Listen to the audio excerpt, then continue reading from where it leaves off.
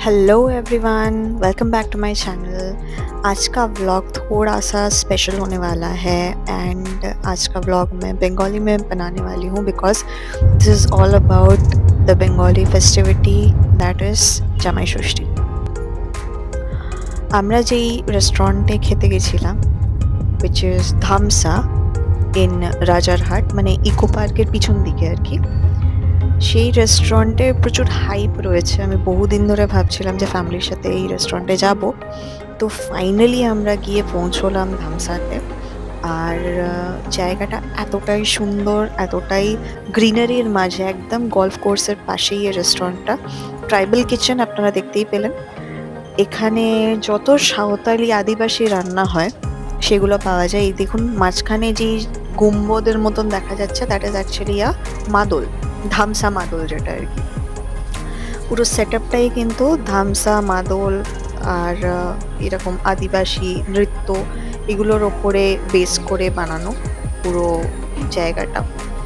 আর এরকম কিছু স্ট্যাচুজ রয়েছে, কিছু ম্যানিকুইন টাইপের স্ট্যাচুজ রয়েছে যেগুলো আর কি রিপ্রেজেন্ট করছে সাঁওতালি নাচ আর সাঁওতালি কালচার। রেস্টুরেন্টটার দুটো ভাগ আছে, একটা হচ্ছে এসি আর একটা হচ্ছে নন এসি। এইমাত্র যে ঝুপড়িগুলো আপনারা দেখলেন সেটা হচ্ছে নন এসি। এই যে ছোট ছোট হাট টাইপের যে জায়গাগুলো that is the non AC section. আর যেইটা ধামসা বা মাদলের শেপে রয়েছে গুম্বদ টাইপের সেটা হচ্ছে এসি সেকশন। আপনারা চাইলে বাইরেও বসতে পারেন, আপনারা চাইলে ভেতরেও বসতে পারেন। আর এইটা হচ্ছে ধামসার নিজস্ব গার্ডেন, যেখান থেকে ওরা নানান রকমের সবজি নিয়ে এসে রান্না করেন। যেরকম কলমি শাক, আমার সাথে এই যে এই ভদ্রলোক যিনি সামনে ছিলেন ওনার সাথে কথা বলছিলাম আমি। উনিই বললেন যে ওনাদের কুমড়ো, তারপরে কলমি শাক সবকিছু এই বাগান থেকে আনা। এটা হচ্ছে ইন্টিরিয়র হোটেলের ভেতরে। আমেজটা খুব সুন্দর। আপনারা যখন ওখানে গিয়ে বসবেন ওখানে আপনারা সব সাঁওতালি গান শুনতে পাবেন। আর মেনুটা চেক আউট করার মতন, মেনুটা খুবই সুন্দর। তো জামাই ষষ্ঠীর কি কি আইটেম রয়েছে দাদা? জামাই ষষ্ঠীর কি কি আইটেম রয়েছে? জামা ষষ্ঠীতে আমাদের স্পেশাল বলতে গেলে থালি আছে, আচ্ছা যেটার মধ্যে আপনি অনেক কিছু পাবেন। মাছ পাবেন, পাবদা মাছ পাবেন, সব থাকবে। আচ্ছা পোলাও থাকবে। আচ্ছা।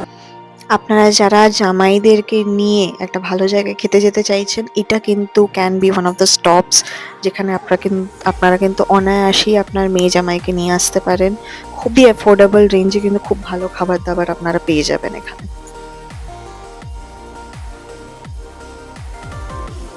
আরেকটা জিনিস বলে রাখি, জায়গাটায় কিন্তু প্রচুর ডিমান্ড। গেলে কিন্তু অবশ্যই বুকিং করে যাবেন বিকজ আমাদের বুকিং থাকা সত্ত্বেও কিন্তু একদিন আমরা এন্ট্রি পাইনি। আচ্ছা, আর এই যে আপনাদের বাগান থেকেও কি কিছু জিনিসপত্র আসে খাবার দাবার? পাশে আপনার সবজি চাষ কিছুটা হয়। আচ্ছা কিছু কিছু সবজি যেগুলো আমাদের এখানে প্রয়োজন সেগুলো সব আছে।